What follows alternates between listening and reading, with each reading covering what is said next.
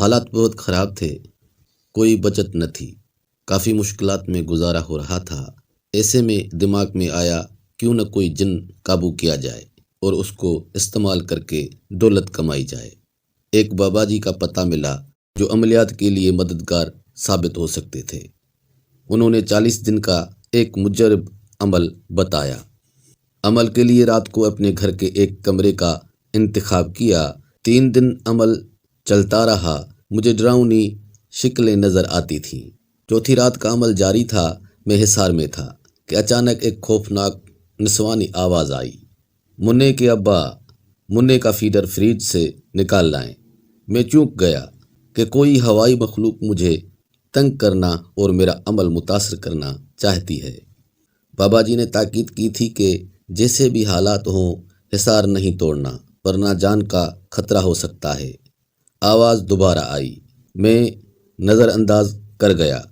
10 minute بعد میں نے دیکھا کہ ایک چڑیل میری بیوی کی شکل دھارے میری طرف چلی آ رہی ہے۔ میں بلا خوف ورد کرتا رہا کیونکہ میں تو حصار میں محفوظ تھا۔